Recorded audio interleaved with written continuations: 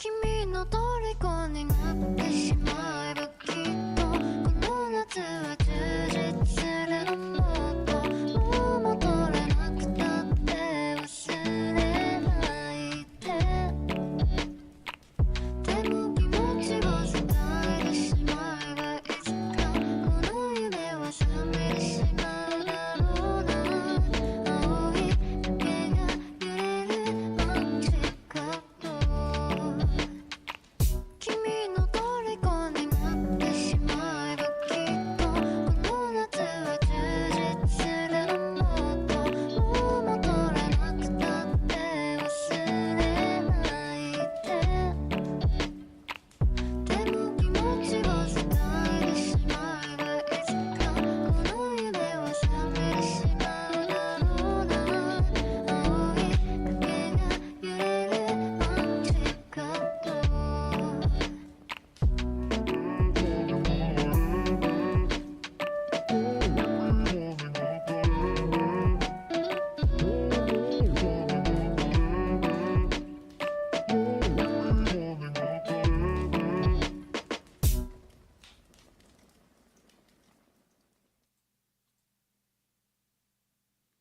And we're live. Hello, everybody. Hello, hello, hello. Ah! Oh, God. I was not ready for that loudness. I was so not ready for that. Yeah. Hi, welcome to Anime Church, the church where you cosplay and we won't judge you for it. I am Richie Roberts, your Minister of Science and Technology. I'm Fender Sauter, and your patron saint of snackos and alcohol. Yeah, we got some fun updates to talk about. So first and foremost, if you haven't seen, Slime 10 is up on the Patreon right now, and technically it's up on YouTube. We're just waiting on all the copyright stuff to go through. So wanted to, we're gonna give it about 2 weeks to see what everybody's gonna do with copyright, which is kind of funny because right now it's just looking like we can do shared revenue, which I've never seen on any of our bridge content. So that's something. But That's new, and that's I'm new. I'm okay with that. I'm okay with that too. I'm super okay with that. But yeah. So it's up on YouTube, but we generally like to give it about 2 weeks to let whatever studios throw copyright at us, and then we appeal that and yada yada yada, and we'll see how all that goes. So that's where we're at on slime stuff. Oh yeah, I should probably mention just for funsies. Hey guys, we have a Kickstarter. Did you know we have a Kickstarter? Because we have a Kickstarter. Man, it's so silly. So just quick update on the whole Kickstarter thing. It's doing okay. I think it's not on life support. That's the important part. Okay, so here's where we're at. Our final goal is 7K, and we're at 5,690. So technically, there's a 69 in that number. So nice. We've already got a comment.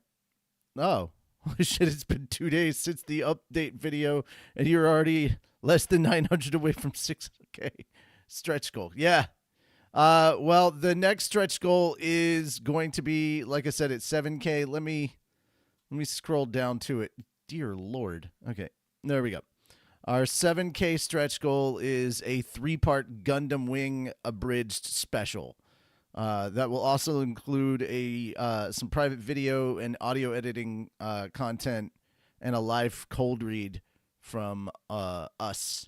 So, yay. That's our final one. So if you guys want to see some Gundam Wing, and guys, please understand, if you don't have the money right now, we totally understand. We got 42 days. 42 days till this is funded. So, Yes. you got plenty of time. Don't sweat it. We're still going to put this out there just because we want to show, hey, it's happening. It's real. It's a real thing. I'm also going to pull up to show you guys What's going? Oh, good. Fat Dog Studios. There we go. Woohoo! And then we go to posts. There we are. So yeah, if you haven't seen it, I did take this big picture right here. That shows That Time I Got Abridged as a Slime. Episode 10 is up. It is waiting on the copyright stuff, as you can see. And then I made a second post, just in case.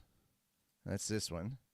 But if you can't wait, to watch, it's on Patreon right now, which is true. If I go over to Patreon, oh dear Lord. I'm pretty sure it didn't show that pop up, which is good. Oi, stop that. Okay, so notifications. Let's go to notifications. Yeah. Where's the Fat Dog post? There's the Fat Dog post. No, I didn't need that one. Okay, calm down. I just want to go to the Fat Dog Studios thing. Take me to the thing that is supposed. Okay, thank God. See, there it is. That Time I Got Abridged as a Slime, episode 10 is fully up on Patreon. Now, this is for all of our paid patrons. So if you're a free patron, sorry, but you're not going to be able to view it. It's just our full abridged content is going to be locked until it goes up on YouTube. Well, it'll still be locked on Patreon, but until it goes up on YouTube, it's not free for everybody. That's just the name of the game. And if you don't like that, well, become a patron and you can solve this problem. Yeah. That's how we're doing this. Yeah. All right, so I'm just going to put it up that says hi because I want to make sure. Wait. Okay. Making sure that chat fully works. There we go. Copyright in Canada is a bit looser. Well, it's not Canadian or US copyright law that we're having to deal with. It's YouTube copyright and Japanese copyright that we're typically dealing with. So yeah. Also, for our intro was completely made in-house. It's my voice that you're hearing mixed with Calvin's voice.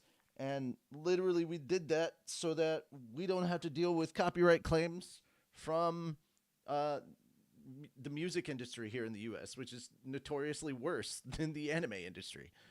We do use some tracks from Slime in the background, but they're being talked over, so it's not typically a thing we have to worry about. So we're doing pretty good on the music side of things for once, which is usually our worst avenue. But that being said, we do have a bunch of things to talk about today, as per usual. But it is a shorter amount of stuff. I think it's going to be a shorter show today. Well, yes and no, because I do want to watch the full Maya Higa TED Talk with you guys, because I think this is, like, it's one of those things that's, like, really, really cool, like, good shit that happens on the internet, which... Let's be honest, it's rare that we get good news happening on the internet. It's mostly like the internet tends to either make us feel dirty or depressed or angry, but it's rare that we get like a really happy W from the internet. And I want to celebrate those few times that we get that. So that's why we're going to watch the full Maya Higa video, because I think it's a neat idea that I wanted to share with you guys and get your opinions on. That being said, let's start with the general nerdy news. So a new Lanterns trailer came out, and apparently I don't understand this trend where they'll put out like this trailer to try and get normies in. I'm like, this is a nerd trailer. This is comic books. This is nerdy. Get the nerds in first, then put out the normie trailer. So last time's normie trailer was kind of it felt kind of very detective, like True Detective kind of vibe to it. And this time around, it's supposed to actually give us, I don't know, the Lantern using his actual powers. Oh no.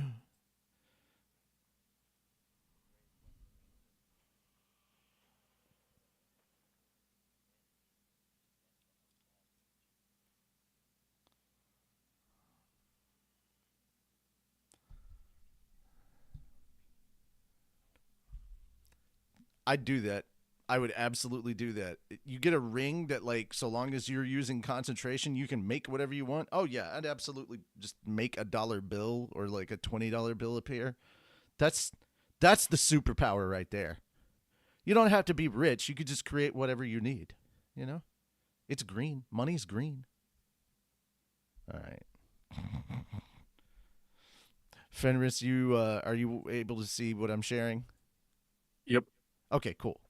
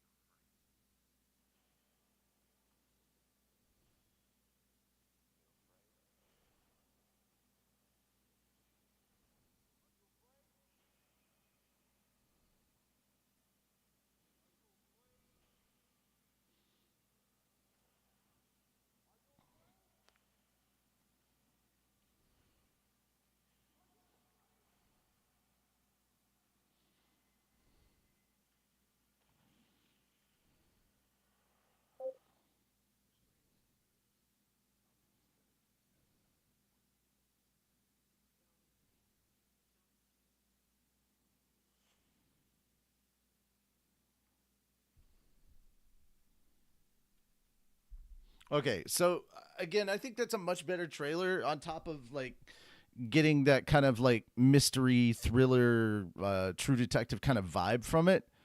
I do think that they added a lot of the stuff that the general like nerds that like Green Lantern were asking for, which was like, hey, how are you going to make a Green Lantern show and not have the Green Lantern powers being displayed at all? Where's the green? Where's the powers? You know? And they did it this time, and they did it a lot. And I'm actually happier with this. Uh, Also, the same thing with the Masters of the Universe trailer, the final one that they put out. I'm like, why wasn't that the first trailer? This is so much better. The last trailer that they put out should have been the first trailer because it was such a better trailer. Anyway, Fenris, what were your thoughts on this? I know you're not necessarily a superhero person, but that's what makes your opinion more interesting. All I'm thinking of when in watching this is, are you afraid? You're goddamn right, I'm afraid. That's why the ring didn't choose you. Fuck exactly. Do you think I want that thing? No. I'd abuse the shit out of that thing. That's just like it. That's why I don't get the ring because I'm not worthy. Listen, as much as I love Ryan Reynolds, I don't want to be his version of Green Lantern. Yeah, you. I don't think you. That's why I'm afraid. Don't make the super suit green or animated. All right. But yeah, I think this is a much better trailer generally overall, and yeah, we'll move on from there. Okay, so here it is. It's less than 10 minutes. It's like 9.5 minutes. The TED Talk from Maya, and at any point in time, if you want to cut in, just let me know. I'll pause it and we can chat. Cool. Okay. All right.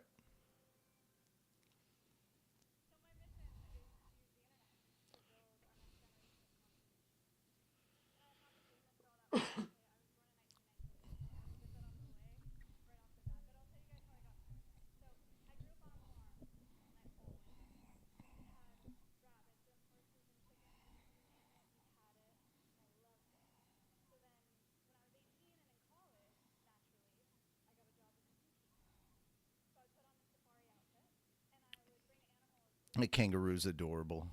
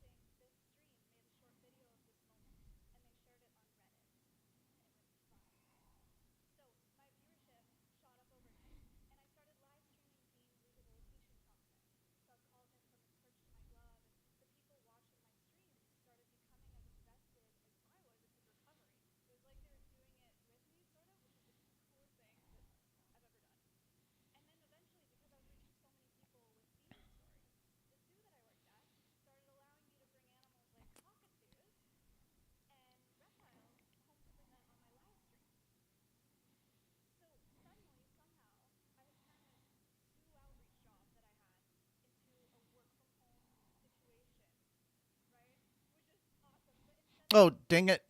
Hang on. Hold on. I just realized this is You're not not. sharing audio, are you? The audio wasn't sharing properly. It was supposed to have been, but it wasn't. Hang on. Let me. All right. There we go. Room. I was There we reaching are. thousands of people at a time, All right. all over the got world. it fixed.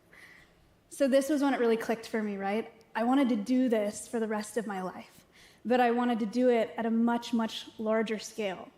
So then 2 years later, at 22 years old, I came up with a plan, and the vision was to build an animal sanctuary that nobody visits, or at least not in person. So we would rescue animals and build huge animal enclosures, and we would live stream conservation education programs online so people could fall in love with our animals the way that they fell in love with Bean, that bird.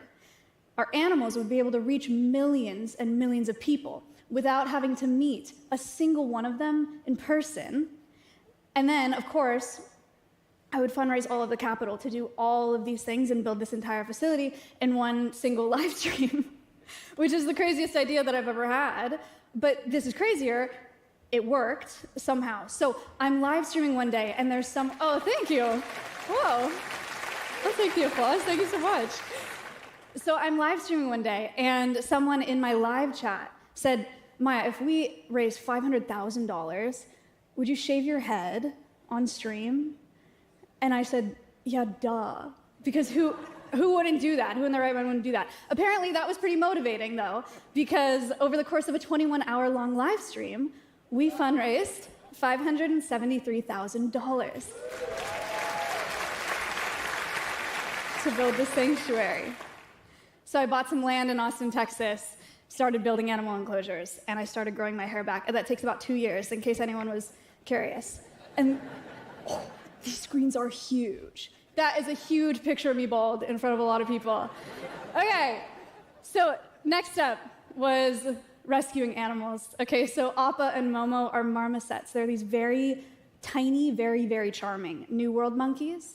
Someone originally bought them as pets online, but then after years of inadequate care, they were brought to us for rehabilitation. So they now live at Alveus to help teach people about the exploitation of primates in the pet trade and about the importance of conserving their rainforest habitats too. They also have a little iPad to play games on now. It's very, very cute. Finn is an American red fox who was confiscated from the illegal pet trade in California. So he and his best friend Reed now live at Alveus to help teach people about the nightmare that is the fur trade, helping to build a new generation of fur-free consumers. Then there's Winnie the Moo. She's a cow. She was rescued from a beef operation in Oklahoma. She lives at Alveus to help teach people about commercial agriculture and how it impacts animal welfare and our planet. One way that viewers can support the sanctuary is by feeding Winnie treats. So a $5 donation made online results in treats being dispensed via this automated feeder. To date, that treat feeder has generated over $38,000 in funding for the sanctuary. Isn't that crazy? It's a lot of treats. She's a very happy cow. Since 2019, through live streaming, I have raised over $7.5 million for conservation causes across the globe.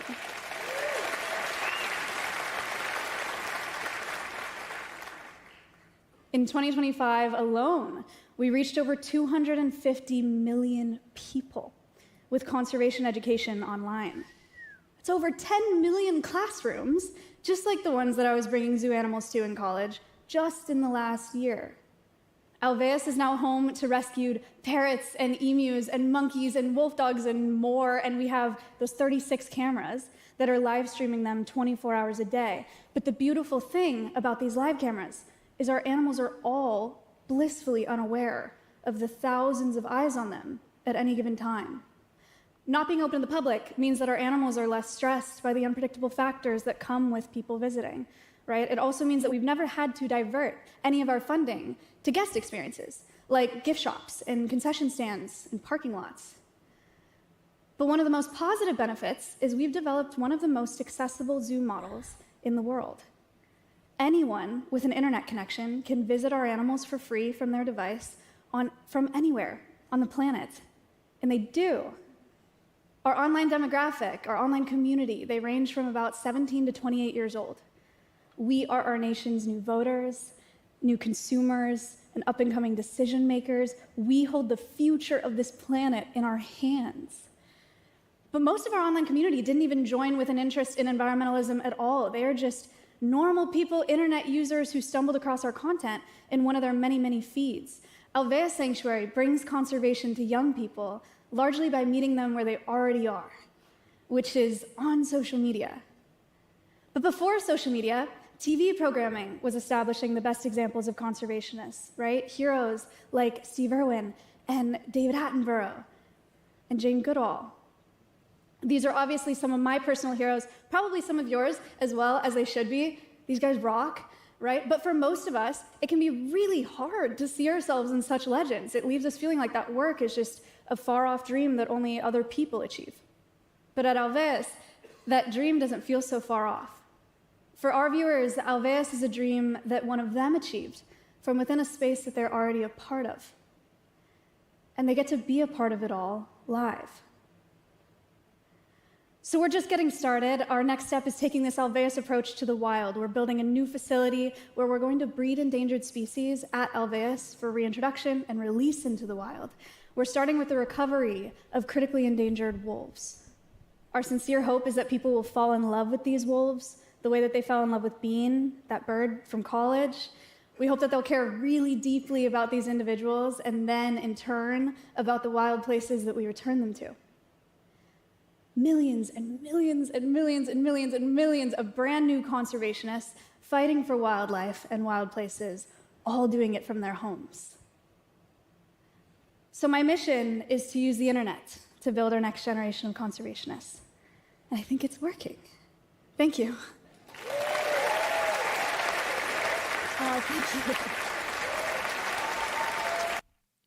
I just thought that was pretty neat, and I wanted to share that with you guys. Sorry that I didn't realize until just a little bit in that the audio wasn't working properly. But yeah, what are your thoughts on? What are you guys' thoughts on that? It's interesting. Mm-hmm. Have you been to the Alveus Twitch channel? I have not. I didn't know it was a thing until now. Yeah, isn't that cool though? Like, because it's a good money saving thing because you don't have to worry about like having to get all the things that you would normally have for like having physical guests there. I mean, they do have guests there from time to time. She's invited other content creators. I think Jacksepticeye was on just recently, and they will tour some of the places. They usually start in like this one room and they'll bring like animals to them. They bring George, which is like this big African bullfrog, like a giant frog, and he's only like 5 years old. But like, yeah, you have to carefully hold him with two hands, and they teach you about reptiles and like the how reptiles absorb things through their skin and all sorts of neat little facts. And they'll bring out other animals too, snakes, scorpions, stuff like that. And then they'll go walking around the outside areas and go to the enclosures, and you'll meet birds, you'll meet Winnie the Moo. She also shares her little area with just a donkey that belongs. Oh no, there's a donkey and there's a horse. The horse is actually her horse, Maya's horse. It's not there for any protection reasons. It's just her horse. And also they've got two wolf dogs. Sea Dog was on tour with them. He did he went there with Mouse. They did the Alveus tour, and he raced back and forth with the two wolf dogs because they love when people come by and like visit. They like running one end to the other. So if you start running from one end of their enclosure to the other side, they will chase after you, just playing around. It's really funny. It's very cute. But yeah, there's a lot of it. If you get the chance to check it out, there's videos of people visiting Alveus up on YouTube, and of course there's also the live stream channel. I know it's in a way, it's kind of similar to like some of the other like adoption places. Well, I guess they're not adoption places. They're like shelters, I guess. Like I know that Pirate Software started a ferret sanctuary or whatnot, so it's just like a 24-hour live stream of like this ferret this room full of ferrets that they have like their own little sleeping areas, and then they have all these toys for enrichment and stuff like that. So there's multiple kind of channels like that, but this is like the conservationist zoo type deal instead of just kind of looking like an animal shelter for a particular set of animals. So yeah, but I still thought this was pretty cool, and I just wanted to share it. All right, that's it. That's all I had to say. And Andrea, I don't know what the anime-thon is, so no, I don't have any plans. This is my first time hearing about an anime-thon. So, all right, we got our last trailer for Spider Noir. Really looking forward to this coming out. Have you seen this yet? Did this come across your radar? I have not seen the final trailer, no. All right, let's do it. I'm curious to hear your thoughts on this too.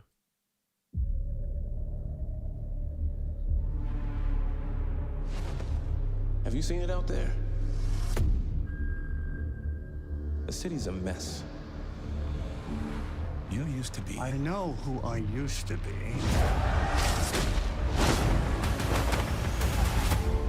I know who I am now. I'm starting over. Are you gonna be a dick about it? Yes, actually, a private dick, to be exact.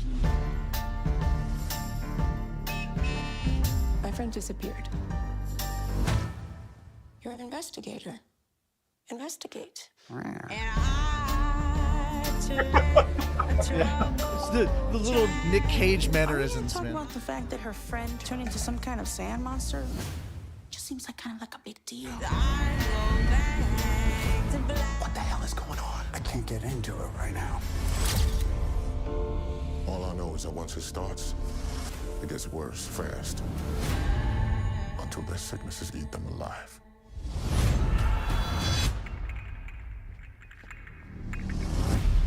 Time to show this town who's really in charge. Silvermane's got the city by the throat. Monsters in the streets. Were you really going to sit there and do nothing?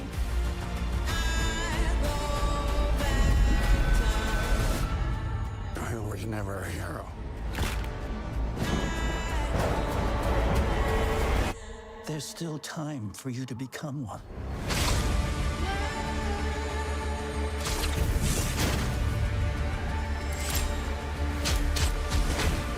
You think I want to fight? Look at me. Wrong.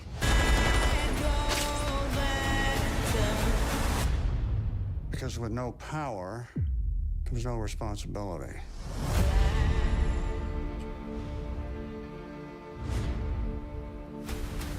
Can't you see that the spider's busy? It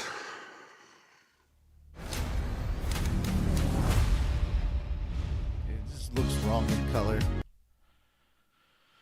All right. Thoughts on the final trailer? I just see it as more, it's Nick Cage being Nick Cage. Yeah, it's Nick Cage with Spider-Man powers. That's kind of where I'm at on this. All right. On to the final Masters of the Universe trailer. And this is the one that, again, I think this should have been the first trailer. I'm looking forward to this. This is coming out next weekend, I believe. It's weird that, like, there's a Star Wars movie out right now. And I like, cool, whatever. I'm not all that interested. I'll see it when it comes out on streaming. But this, I want to go to theaters and watch. Absolutely. Maybe it's because I grew up with He-Man and I was such a big He-Man kid. Like 5-year-old me is going nuts right now.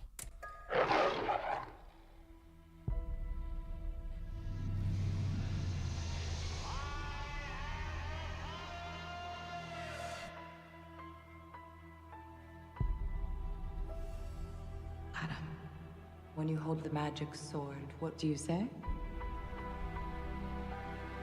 by the power of Grayskull. Go on.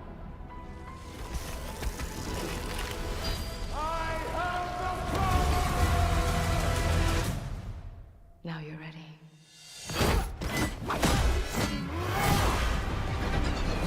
It seems the prodigal prince has returned. I am a devil, but I mean to be a god.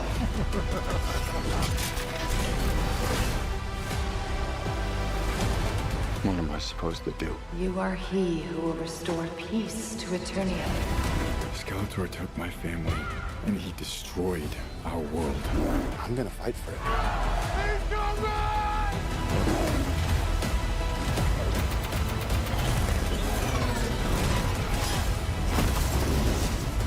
Mechanic.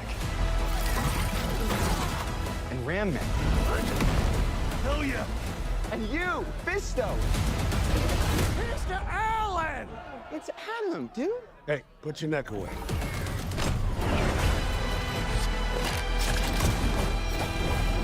Let me show you what real power looks like. Our time for talk is over.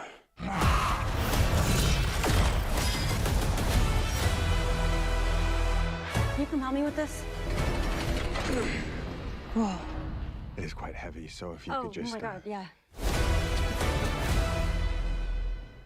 Also, the last thing I appreciate in that last shot, they actually show Battle Cat instead of Cringer, like in the actual armor. Come on. There we go. Yeah, in the actual armor. So we're getting Battle Cat. It's not just Cringer being Battle Cat-like. We are getting that. Yeah, I liked it. Like I said, 5-year-old Mia's going nuts. They even have like the old school He-Man theme, and I love that they actually like did a nod to the original 80s cartoon. Yeah. Fenris, what you got on this? I'll watch it when it comes to streaming. That's fine. That's fair. I don't have the money to go to theaters anymore. I don't either. I'm having to be really, really picky. Yeah. So, I but don't this have the choice to be picky. this one I will go see. This one I'll go see, and I'll probably go see it on a Tuesday, so I can actually, so it'll be cheaper. Like Tuesday's like the discount day with Regal. So if I go through Regal and I get like my Tuesday, go for my Tuesday show, it'll be cheaper. But I want to go see this. Yeah. If it was like my $5 or $7 mom and pop place, I absolutely would be seeing this on the weekend. No problem. But yeah. But unfortunately, I don't have the mom and pop shop with me anymore. We do have one more trailer to go through in our general nerdy stuff. And this time they dropped a Avatar The Last Airbender Season 2 trailer on us from Netflix. Did you watch Season 1 at all? Anybody? Fenris? Nope. No? Nope. Oh. I'm sorry. After watching the last couple Avatar or The Last Airbender live actions, I lost all interest. What Last Airbender live action? You mean the movie? Yeah. Oh God. Yeah, no, that does not represent Avatar The Last Airbender at all. I don't stop. I am not watching anything else live action. I refuse to. Okay. I will not consider it either. Okay. Well, here's the trailer for Season 2. The Earth Kingdom is going to fall. There's a Fire Nation army just beyond the wall.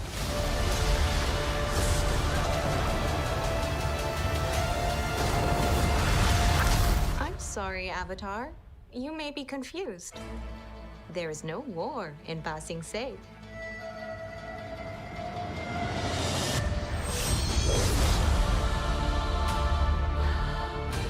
The Fire Nation hasn't stopped fighting. All over the Earth Kingdom, they're waging war. If we're gonna defeat them, I need you to teach me earthbending. You're the best earthbender I've ever seen.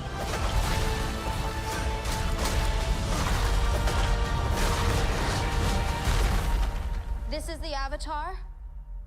Zuzu, he's a little boy.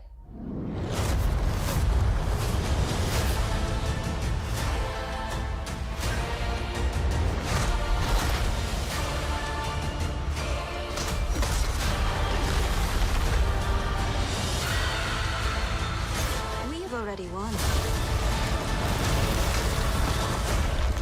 The question is, how much are you willing to lose?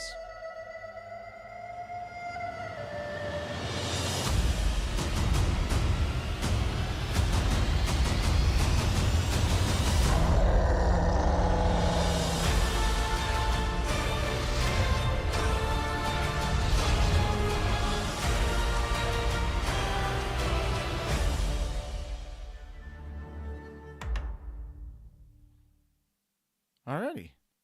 I thought it was a pretty good trailer. Avatar: The Last Airbender Oh, season God, 2 is. no, Jesus. I wasn't trying to click on more stuff.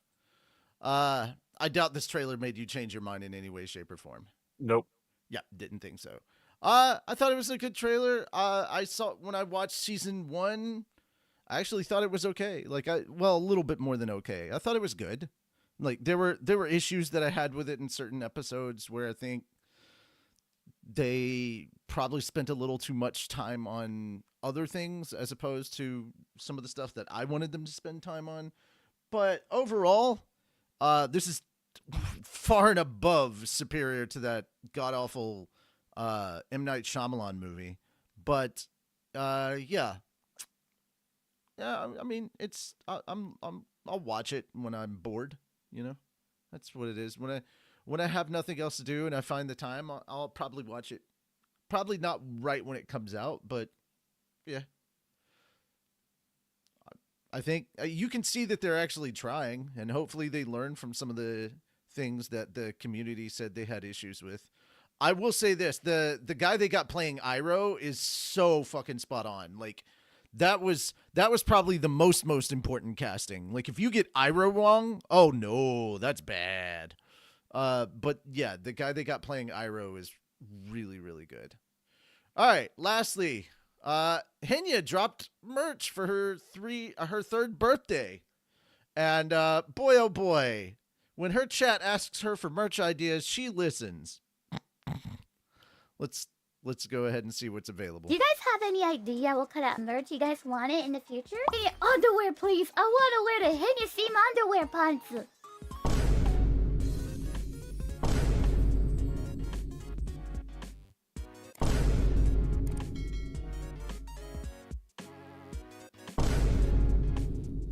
Okay, I noted that.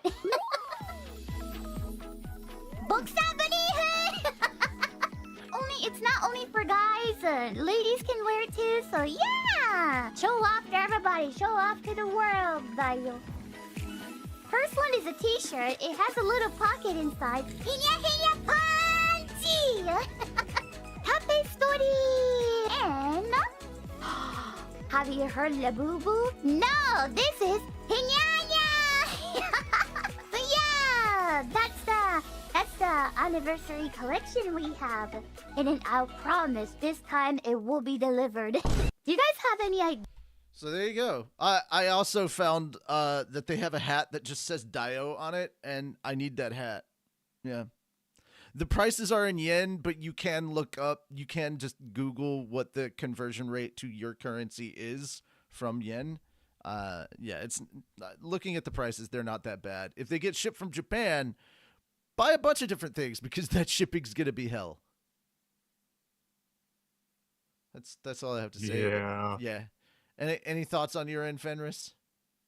I'm probably going to be ordering a lot of the underwear. All right. Time to move over to gaming. Guys, Steam can... I wanted to... This was where funny enough, this is where I get a lot of like my general gaming news from, is just from Jacob Weeby now. Like he has it out before I can even go like looking on my normal game websites, and so I'm just like, maybe we should just start showing his stuff and like giving our thoughts and comments on that. But Here we go. What did Steam do now? Guys, Steam cannot stop catching W's. For those of you who didn't see, a customer in Hungary purchased a Steam controller when it released a few weeks ago, and due to an internal error, the Steam controller was sent to the UK instead, causing a massive delay. The customer reached out to Steam's customer support, and Steam confirmed the errors. Okay, there we go. That's all you had to say was Steam customer support, and we knew this was going to have a happy ending. Yep. Steam customer support is the best. I love how Steam customer support is ready, sitting over the launch missile button if somebody steals your account off of Steam. I too love Steam Team 6.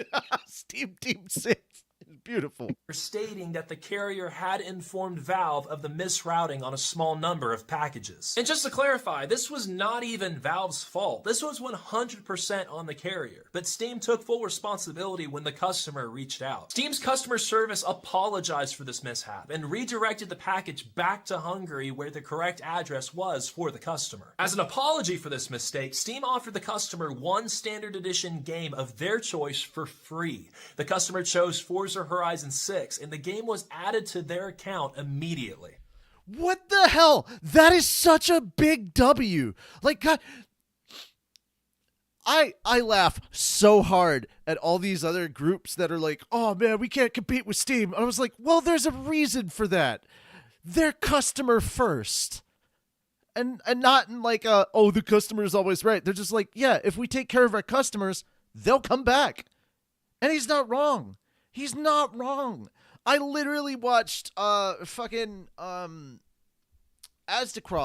talking about how Sony is going back to with their single player games and stuff. They're going to keep them specifically on PlayStation, and we're just arguing the merits of this versus the on the customer side and on PlayStation sides, the merits and the losses for this. And the loss is most of us aren't going to buy a PS6 because consoles are too fucking expensive nowadays. I put a lot of money into my PC. I'm going to play on PC. It sucks that certain games aren't going to be available to me, but I'm not going out and buying a PlayStation 5 just so I can play like a specific game on PlayStation when it comes out. Like, I'm sorry, but I hate to break it to you. It's not Square Enix isn't a PlayStation studio, so I know that after a certain amount of time, that next Final Fantasy VII Remake game is going to come out on PC, and I'm going to play it when it comes out on PC. I don't own an Xbox. I have a PS5 because I didn't think they were going to make some of their PlayStation exclusives come to PC, and then they did, and I'm happy for that. But honestly, yeah, looking at prices right now, and I get it, like, PlayStation wasn't seeing an uptick in sales with their exclusive games enough on PC to warrant continuing to put their exclusivity stuff on PC. But guys, I gotta be honest, what does PlayStation really have in their exclusivities that is worth abandoning PC or purchasing, God forbid, an expensive ass PlayStation 6? Because PS5, there are PS5s at $900 right now. Please try and justify to me why you need a PS5.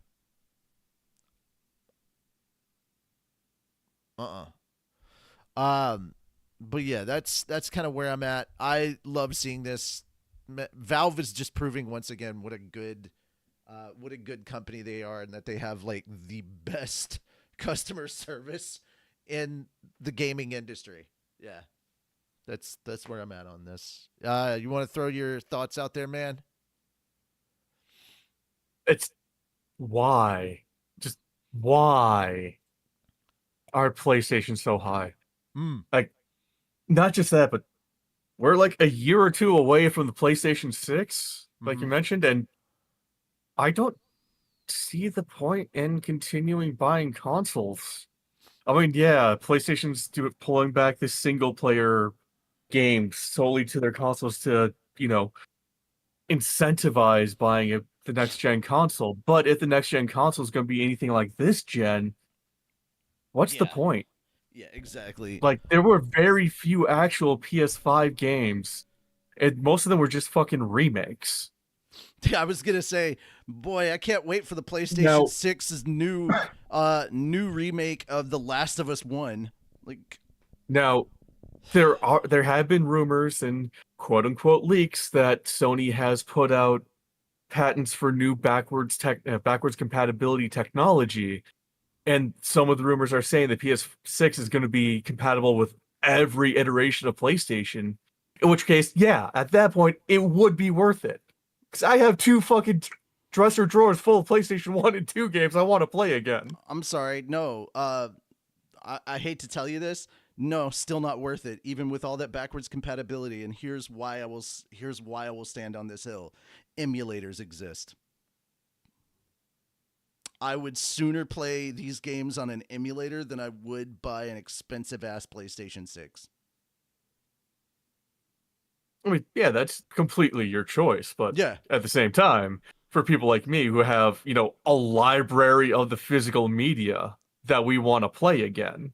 See, the thing is, it feels like Sony's moving away from disk drives. So that would be if they are moving away from disk drives completely with the PlayStation 6, and they're like, oh, our backwards compatibility is we have the library, kind of like how Nintendo has like their full library of old games, and you just have to so you get an account that gives you access to all the PS1 or the PS2, stuff like that. If they do the Nintendo model, that's something I could see.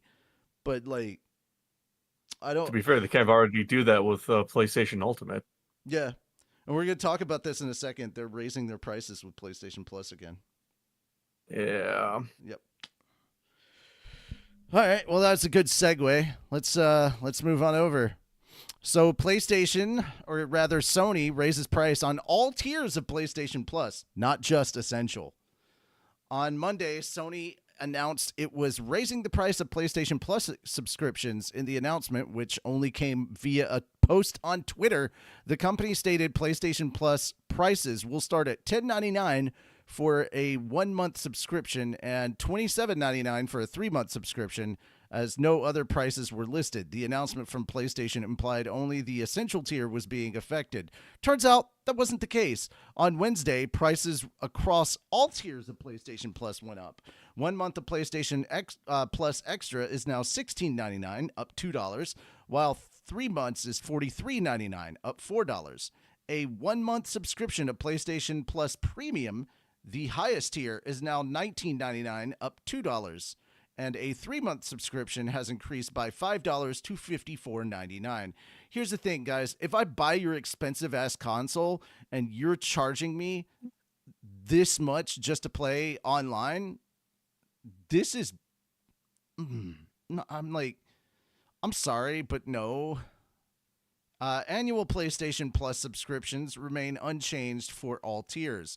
For a 12-month subscription, Essential costs $79.99, and Extra costs $134.99, and Premium costs $159.99. I remember when I only had to pay $60 for 1 year of PlayStation Plus, and that was back when I owned a PS4. I remember having to pay $110 a year for the PlayStation Premium. Jesus Christ! At that time, it was worth it to me because fucking over 900 games to choose from. And I'm not a Microsoft fanboy by any means, but I'll sit here and say that I feel like the Game Pass is a much more worthwhile investment if I'm going to be paying like a monthly subscription thing. Especially now that they partnered with Discord. Yeah, I seriously think that Game Pass, if I'm getting more bang for my buck and it's not going to break my bank nearly as much, Sony, are all of your people just rich people now? Are you only like selling to yuppies? Is that what your market is? It's only people in the top 1 to 5% of earners here and globally. Is that your market? Because what the fuck is with these prices? I can't afford that. I don't know much of anybody that can afford that. And people are saying, oh, games have gotten worse. That's why we need to go back to console exclusives because it breeds competition. No, it doesn't. We had just as many shit games when there was exclusivity as we do now. It's AAA gaming has gotten worse. Indie gaming has gotten so much better. Yeah, I mean, AAA tried to go with quadruple A, Skull and Bones, and look where that got them. Expedition 33, anybody? Oh, and let's not forget everybody who's going to argue in favor of Sony. When's the last time you saw anything about a new Bloodborne? I don't even play Soulsborne games. And I know how pissed everybody is about not having a Bloodborne 2. I'm just saying, there's a lot of games that PlayStation makes that I don't care about. Their exclusivity is like not that interesting to me. I didn't get into God of War until the 4th one.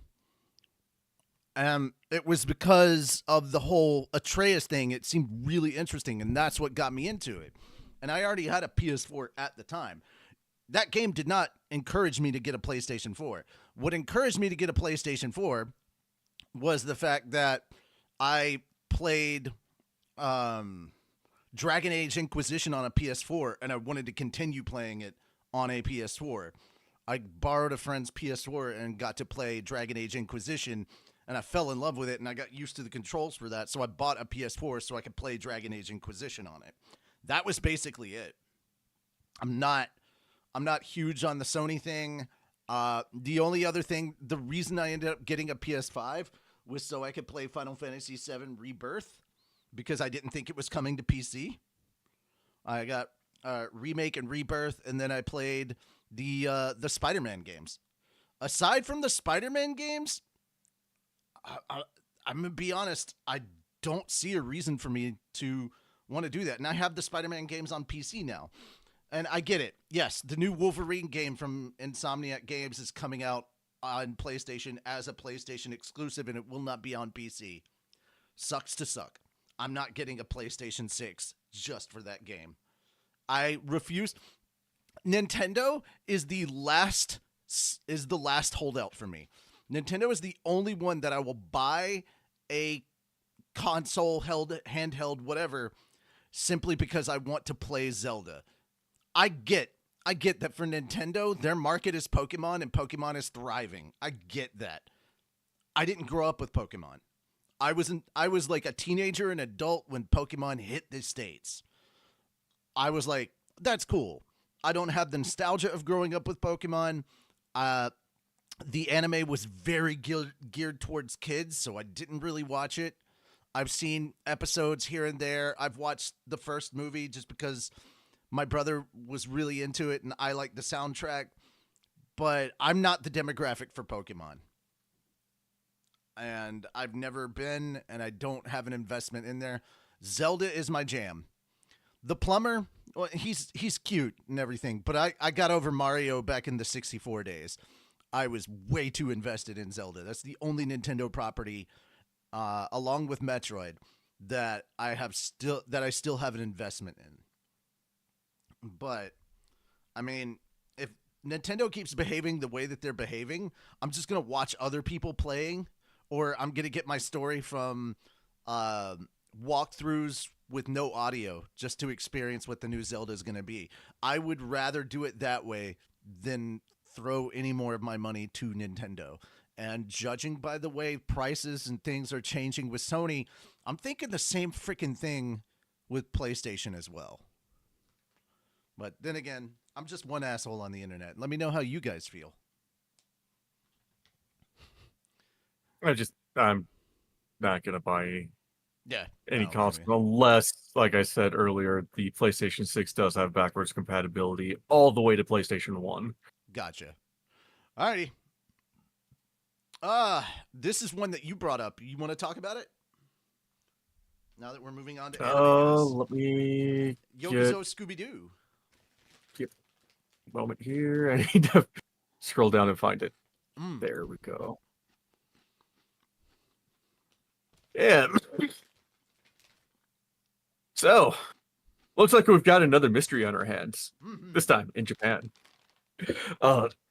What Frank Welker from the voice of Scooby from What's New Scooby-Doo onward, and Matthew Lillard from the Scooby-Doo live actions onward, reprised their roles as Scooby and Shaggy, respectively. Welker's last credited anime role was Totoro in the English version of My Neighbor Totoro, while Lillard previously starred as Echo from the 2005 OVA series Karas. I just find it's awesome. I love Scooby-Doo. I grew up with it. But yeah, the story of Yokoso Scooby-Doo is described as, while visiting Japan on the ultimate foodie adventure, Scooby-Doo and Shaggy unwittingly unleash hundreds of mythical monsters that are causing trouble across the country. With the help of Scooby's uncle Daisuke-Doo, along with new friends, a magical girl named Yume, and gadget whiz Takumi, the group embarks on an all-new mystery filled with monster chasing and fun chaos. Yeah, I'm here for it. This is I am all for guys, it. It looks guys, I need fucking y'all to hilarious. understand. I need y'all to understand just from the image here. This is actual anime. This is Scooby-Doo anime. And it's going to be on Tubi, which means it's free. By the way, guys, the rest of the Scooby-Doo series also on Tubi. I went back and I watched like my OG Scooby-Doo stuff, like the Scooby-Doo show. So I watched the No Face Zombie episode. I went back and I watched the what was it? The Sleepy Hollow, the Headless Horseman episode with Scooby Dum. Like, oh my god! It like, I went on to Tubi and suddenly, you know, I'm back to being like 5 and 6 years old watching my favorite episodes of Scooby-Doo. So absolute W that Yokozo Scooby-Doo is going to be on there. By the way, for those of you wondering what Yokozo is, it basically means welcome. So welcome Scooby-Doo. Yeah, I'm here for it. This And looks keep awesome. in mind, this one is not the typical Scooby-Doo hunting down bad guys in masks and using traps on them. No, these are actual yokai and monsters. Yeah. That's even better.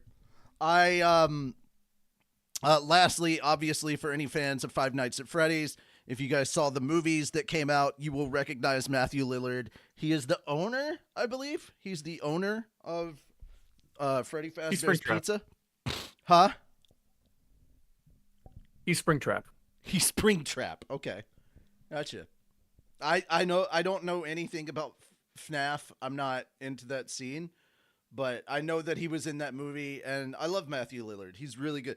Once again, guys, if you have not seen it, there's a little movie called 13 Ghosts that deals with actual real ghosts, and Matthew Lillard is in it, and I love his performance in that because he gets to like have like a very different kind of range from what I was used to him seeing, and it's just, yeah.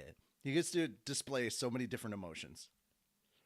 Also, hi, Hoshi. I saw you there. I wanted to say hi. Alrighty, on to the next thing. Yes, the Bleach 1,000-Year Blood War final part, The Calamity anime, fights to the end in new trailers. So yeah, there was a new trailer that dropped for the final part of 1,000-Year Blood War. And yeah, Yorichi looking damn good. Let me pull up the whole trailer and we'll get through this together. But yeah, this is the fourth and final part of the 1,000-Year Blood War, which is the final arc of the Bleach manga. That is until Kubo released the one-shot Hell arc that takes place many years in the future. We still want to see a continuation of that because he's... There was a one-shot and it introduces kind of like the quote-unquote Hell arc that he said he was going to work on. And I'm really interested in that because Hell was one of those things that we were teased and it looked really awesome. And then we wanted to know more about and we never really did get to know much about. Also, the other thing I want to say is that the music for 1,000-Year Blood War has been leagues above what I was expecting. And like the Bleach music was already really good, but like 1,000-Year Blood War brought it up to levels I didn't think they could. So I was really here for it. I pressed the space bar and it just goes back from full. あんたは俺が切る。黒崎くんの心はきっと。不遜だなイチゴ。それは世界を切ると同義だぞ。力の全てを吐き出し尽くして死ねイチゴ。光栄だけど買いかぶりっすよ。ねえ、夜市さん。嘘だろ。ごちゃごちゃうるせえな。一発で頭割れってこったろ。厄介なのが来たな。我を出し抜けるなどと思うな。裏切り者の初段も私の役目だ。やってみろ。お前の剣が届くなら。絶望してくれるなイチゴ。絶望がなんだって。よく知ってるぜ。今まで何度も乗り越えてきたんだからな。バッカイ。 So yeah. This is another one of those Disney jail anime, which is so sad. Disney, please promote the amazing anime you have so that people know they can check it out here. Just fuck it. You get Bleach, one of the big three, and you don't even do promo about it. Like, ugh. That still to this day bothers the hell out of me. Alrighty. Do you have any thoughts on Bleach? 1,000-Year Blood War? Or did you? Nope, I have not watched anything on it yet, so I was waiting for it to end so I could just binge it all at once. I do not blame you. Yeah. 100% get that. Yeah, that's gonna be that. All right. So yeah, we went to IMDb for this one because I didn't want to constantly keep using freaking my anime. What is it? Freaking Anime News Network. Thank you, ANN. So Crunchyroll's profits declined by over 63% in 2025. Crunchyroll's financial results for the fiscal year ending in December of 2025 revealed a 63.4% year-on-year decrease in net profit. This information came to light from the public financial results, which was published in the official Gazette on May 19th, 2026. The anime streaming giant's net profit amounted to 450 million yen, which is 786 million yen less than the 1.239 billion yen, which it recorded at the end of December 2024. The report cited total current assets of 3.422 billion yen alongside deferred assets of 8.504 billion yen, bringing total assets to 11.991 billion yen. Meanwhile, the company logged total liabilities amounting to 10.842 billion yen, leaving its total net assets at 1.149 billion yen. Okay, it's at Anime Hunch. Okay, well, I could have just gone there and used that. Jeez. All right, so guys, here's the thing. This is Crunchyroll Japan, not Crunchyroll overall. Just want to put that out there. Crunchyroll Japan is the one that took a 63% decrease. So I want to go ahead and add some information in regards to this article that was not covered in that bit. But this is specifically Crunchyroll Japan, not Crunchyroll here in the US. Despite the decline in operating profit, Sony had previously noted in their fiscal year 2026 financial report that Crunchyroll's earnings had actually gone up. This was attributed to an increase in the subscription base, which went up from 17 million to 21 million active users, and also due to the strong performance of Demon Slayer Infinity Castle, I'm guessing part 1, the movie.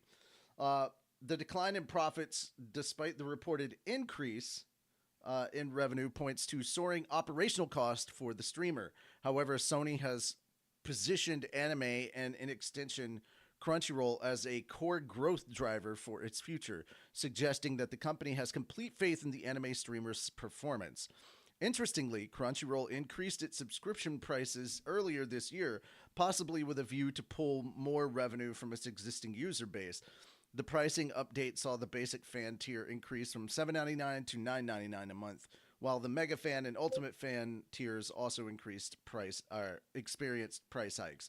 However, as with any price hikes, this didn't go down well with the streamer's user base, and now the platform is running an anime discount campaign, slashing the monthly subscription rates for introductory customers with a view to acquire more subscribers. While there were speculations that these moves were made to potentially offset financial losses, there is still no confirmation that the price hikes and discount campaigns are a direct response to the declining profits. Crunchyroll is currently pushing to diversify its income through global cinema screenings, video game publishing, and retail partners. Just saying, Crunchyroll probably would have been better if instead of Sony buying Crunchyroll, Sony had just bought, or rather, Crunchyroll got sold to Netflix. Like, because they seem to understand what the hell they're doing over there. Netflix takes in profit more than loss a lot of the time, and if they just kept like the Crunchyroll model instead of trying to incorporate Crunchyroll into the Netflix model of how they do things, I think that would have worked really well. Oh well, it is what it is, and shit happens. Or maybe, kept Funimation and got rid of Crunchyroll. No. I think the problem is that a lot of the people that they kept on from Funimation were the website people, and that was a bad idea because Funimation's website was fucking atrocious when it came to the streaming service they offered. Or hear me out on this. Uh-huh. They could have kept VRV instead of shutting it down. Verve? Yeah, that would have been nice. The thing Crunchyroll made to partner with other anime streaming sites, and that was a fantastic deal, and everybody was happy and made a profit from it. Oh yeah, they did take losses on that, unfortunately, and that's why they backed out. Alrighty, TBS, the Tokyo Broadcasting Station, their anime division posted big revenue gain, but still loses hundreds of millions of yen as production costs rise. Tokyo Broadcasting System Holdings revealed a striking contrast in its latest financial results. The company's anime division saw revenue climb sharply by 80.8% to 3.198 billion yen, or roughly $20.1 million. At the same time, the division recorded a gross loss of 524 million yen, or about $3.29 million. The figures come from the fiscal year that ended in March and highlight both the growth potential and the mounting pressures inside Japan's animation sector. TBS pointed directly to higher production costs for its animated projects, as well as the main driver behind the loss. At the same time, it credited strong overseas performances of the Dream Animals, the movie film, for lifting overall revenue. The combination shows how global demand can deliver meaningful income gains while domestic production expenses continue to climb. Many studios across Japan are facing similar pressures as budgets for high-quality animation rise and competition for top talent intensifies. The company is not standing still and still amid these challenges. In early May, TBS Anime Planning and Development subsidiary San-B acquired a 51% controlling stake in the 3D CG studio Xenotune. The move turned Xenotune into a subsidiary and gives TBS greater control over its computer-generated animation pipeline. Plans call for merging Xenotube with TBS's existing anime studio, 7 Arcs, sometime in mid-2027. That consolidation is expected to streamline operations and create a stronger combined entity capable of handling larger and more complex projects. 7 Arcs itself carries a notable legacy. TBS first acquired the studio back in December of 2017. It is best known for the long-running Magical Girl Lyrical Nanoha franchise. The latest entry, Magical Girl Lyrical Nanoha Exceeds Gunblaze Vengeance, is currently in production and scheduled to premiere on July 4th. Bringing Xenotune into the fold and eventually merging the two studios signals that TBS intends to build a more vertically integrated anime operation with both 2D and 3D capabilities under one roof. San-B is a relatively new but ambitious player. TBS established the company in May 2025, initially under the tentative name CIP. The subsidiary focuses on planning, developing, and producing animation with an eye towards maximizing revenue and speeding up global expansion. TBS invested 30 billion yen, or around $207 million, to launch SANB and has aligned it with collaboration with Mainichi Broadcasting System. Kazuhiko Akatsu serves as the representative director. The creation of SANB reflects a broader corporate strategy to treat anime not just as programming, but as a core growth engine with international reach. These moves come at a time when the global anime market continues to expand while domestic production faces real headwinds. Rising costs for labor, technology, and high-end visuals have squeezed margins for many studios. At the same time, overseas streaming platforms and theatrical releases have opened new revenue streams that can offset some of those expenses when projects connect with international audience. The Dream Animals film success shows how a single well-received title can move the needle of division-wide revenue. Yet the overall loss indicates that one hit is not enough to cover the full scope of increased spending across TBS slate. I think there's a way to fix this. Stop making so much trash anime and just focus on a few good titles. I hate to say it, but like, there are certain anime that just should not have been made, or at least should have waited until a better animation studio had the time and the resources to invest into creating that anime.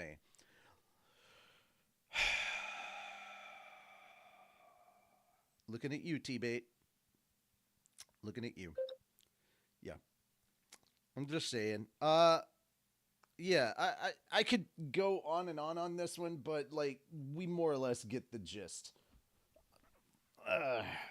Yeah, I get that costs have gone up, and I think part of that is because there's been a heavy demand on paying your animators what they're worth.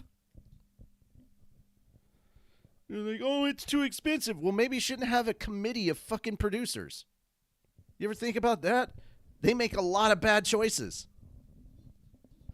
Anyhow, that being said, thoughts on this?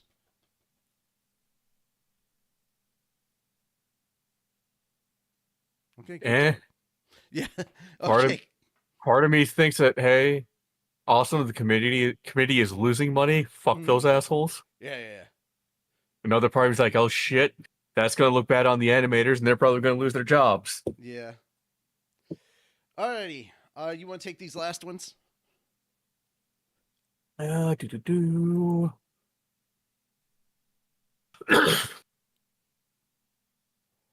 So Anime Expo announced on Monday that artists Ali and Yoko Kanno will also perform at the J-pop Sound Capsule at Anime Expo 2026 music concert, completing the lineup.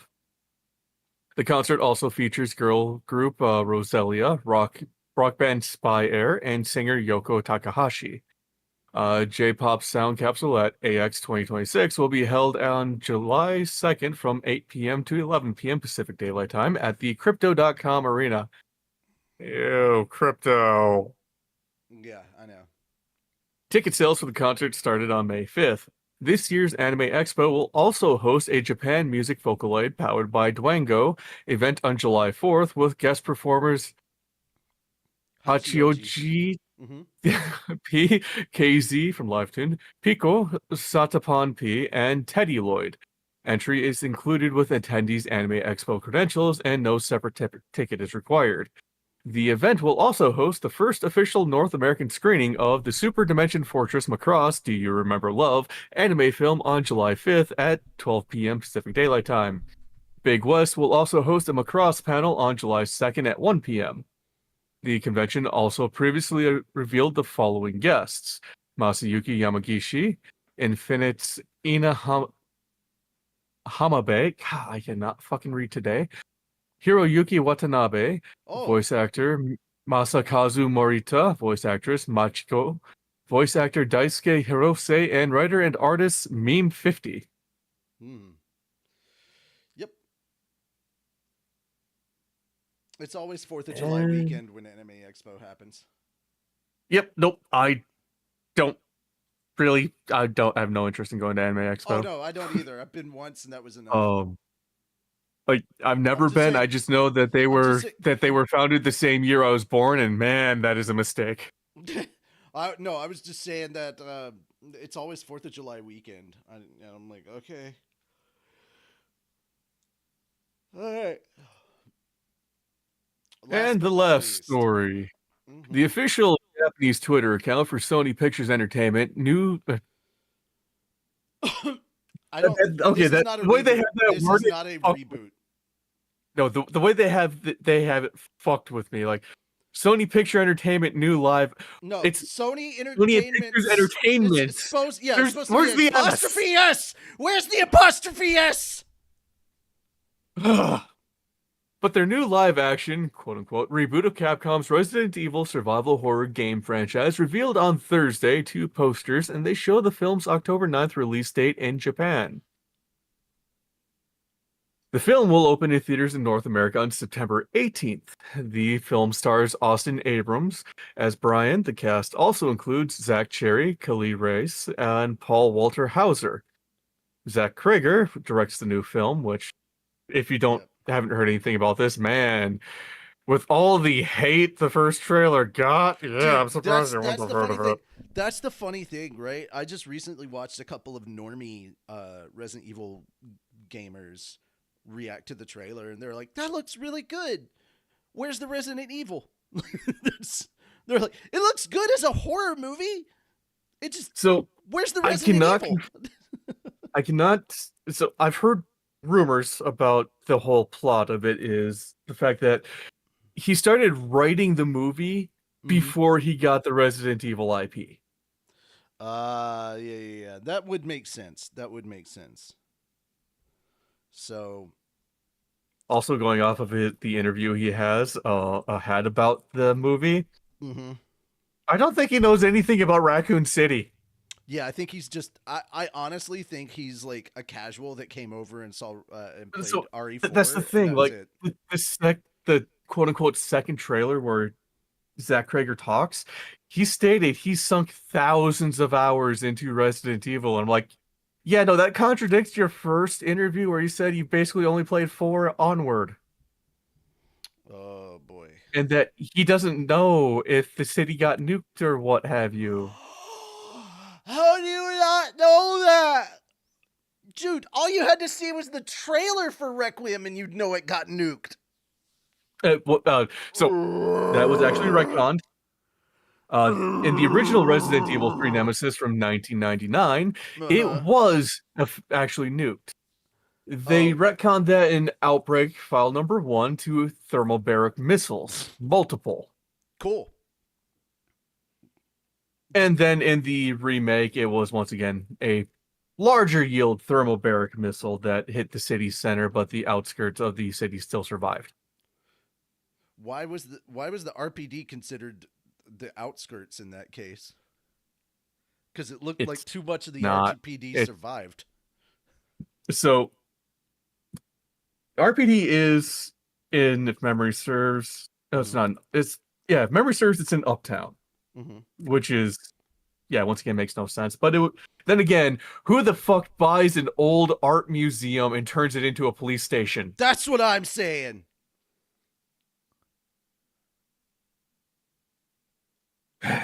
Like we're crazy in America. We're not that crazy.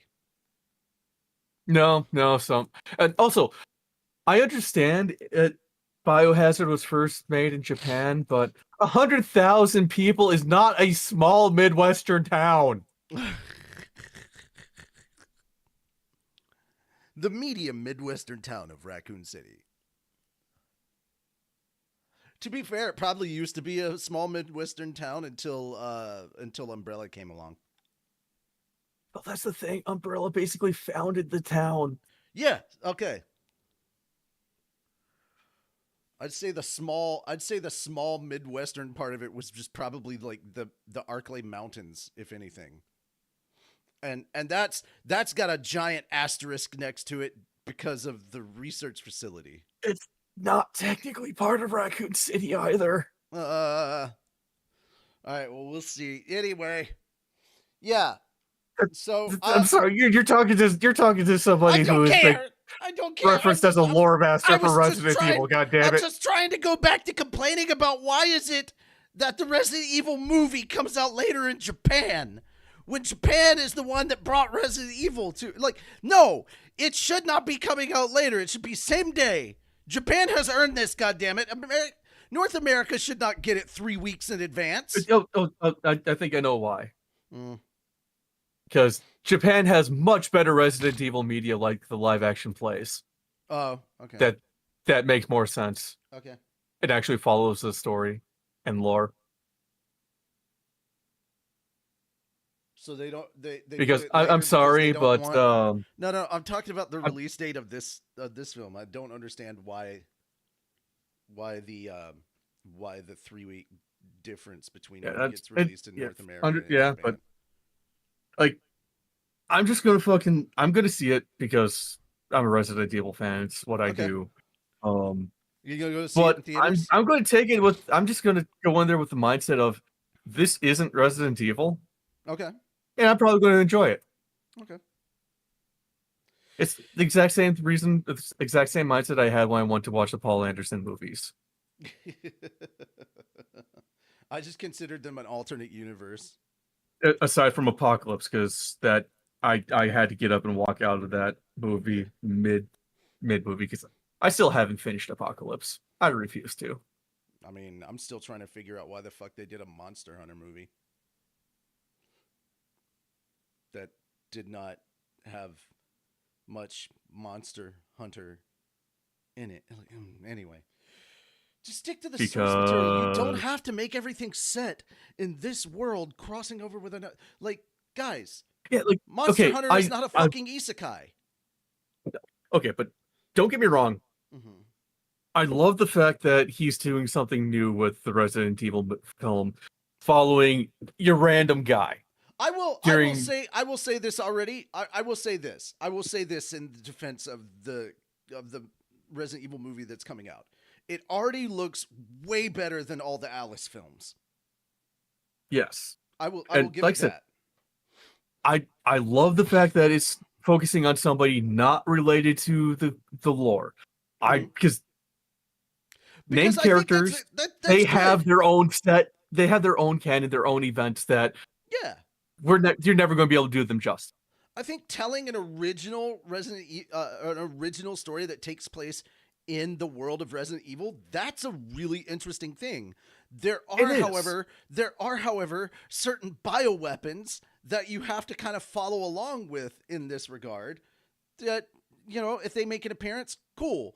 I'm still kind of reserving judgment, and like I said, I feel like it's much better than the Anderson films, but like that's just saying the bar is higher than something I stubbed my toe on, you know? Like the bar was pretty low. To be fair, I don't expect a lot from live action Resident Evil anymore, ever. So, yeah. I hate to be that guy. I've given up. I'm just like, yeah, if it happens and it works, yay. But I'm not holding my breath. See, this is why I want to win the lottery, so I can fucking try to get the rights to Resident Evil to make a truly dedicated film.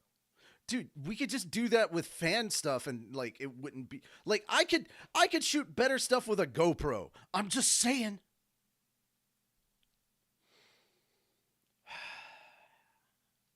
You know we're gonna end up doing this now, right? We're gonna end up making a fan film. That's like yes. Sadly, I've been tinkering with Unreal again to try to figure out how to make a film in there. Like we could do a live action fan film and just do like it doesn't have to be Chris and Jill. Like, what if it's somebody else stumbling onto another Umbrella facility, like within like Raccoon City or the Arclay Mountains, or just like you could tell an original story that takes place during the events of 2 and 3 with somebody else, not somebody that's like super prepared. I like it even better. They don't get weapons. They have to somehow survive without getting weapons and get the fuck out of Raccoon City. See, that there would be a problem because it's America. There's guns everywhere. There are guns everywhere. I understand. But this person might not have access to them, or they may have woken up after a certain point and all the guns are gone.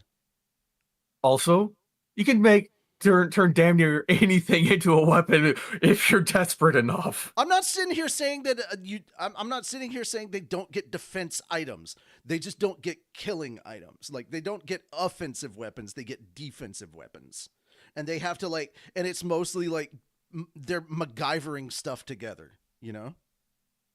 So they don't find guns necessarily or like much explosives or things like that. It's like you have to survive using like the most bare limited resources, you know? Give me 2 pipes, a bolt, and some shotgun shells, and I can make a shotgun. I'm sure you can. But no, I'm sorry. No. No, this person is not that. I'm saying I want somebody who does not understand firearms, can't shoot worth a shit.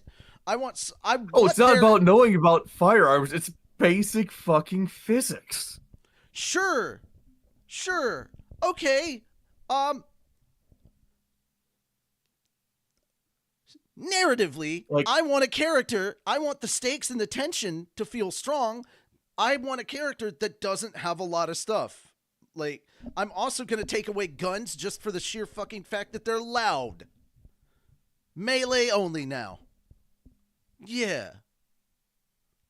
Okay, if we're doing that, we have to have competent people who still fucking fail. Yeah, GoldenEye rules. Do everything right. Yes, GoldenEye rules. Slaps only. Oh, okay, so we're filming the Slap 3. Yes, we're filming the Slap 3.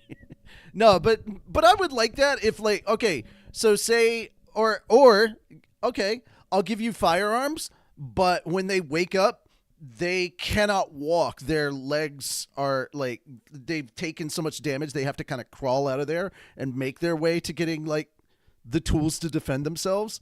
Like, how we have to imply something on there that gives, like, e-tools only? Oh my god, an e-tool is a versatile weapon, Revan. Like, the amount of war crimes I can commit with an e-tool. So also, we also have to take into consideration that even if people do get firearms in the movie, they're not going to instantly know how to kill the zombies. Also true. But no, I was saying, no, I'm talking about like for a fan film. I mean, hell, again, if they did, the RPD would not have been wiped out in 5 fucking minutes. So true. But it's also, it has a lot to do with the spread of the T virus as well. How the T virus spread so quickly, the propagation. Yeah. There is a reason behind that. I could spend probably half an hour to 45 minutes describing it. That's not needed for this show, but yeah, I would absolutely sit down and do a fan film about a character that is putting in all this work to try and survive and ultimately doesn't. That would be great. You know, there was a pilot episode a couple years back for a Resident Evil based detective series called Arclay. It followed a detective from the Raccoon Police Department investigating his brother's murder. Apparently, it did not get greenlit because whoever watched it didn't understand what Resident Evil was. Or the fact that it takes place in Raccoon City before the events of Resident Evil 1. That'd be so cool. I watched the pilot episode. It was fucking beautiful. Why is it the people that actually get it never get approved for their stuff? Because they don't shell out millions of dollars to buy people off to get the approval. Ladies and gentlemen, let's just crowdfunding happens for a reason. Like, we have crowdfunding campaigns for a reason. I would absolutely put up a crowdfunding campaign just to make like an original story that takes place in the world of Resident Evil and just be like, hey, this is a fan film. We're not trying to put this out as like anything that would garner a lot of money. It's just the funds necessary for this, and this, and be like, let's do it. It's exactly like what Residents of Evil have done with their last couple films. Like Resurrection was pretty damn good. Cool. They just, or at least Andy from Biohazard Declassified, recently announced that they're making a prelude to the Resident Evil movies based off of the book that came from Japan that was packaged with the original Biohazard, explaining the events leading up to the Stars team being sent out. Alrighty. I'm also waiting for the Kickstarter for that one to open so I can toss money at it. All right, guys. Well, that's it for Anime Church. I hope we ranted about things in an entertaining fashion for you on many of our topics. That being said, thank you all for coming by. I am Richie Roberts, your Minister of Science and Technology. And I'm Fender Siren, your patron saint of snackos and alcohol. And thank you for joining us here at Anime Church, the church where you can cosplay and no one will judge you for it. That's right. We judge you for better things, like how much of an asshole you are. Take care, and bye-bye for now.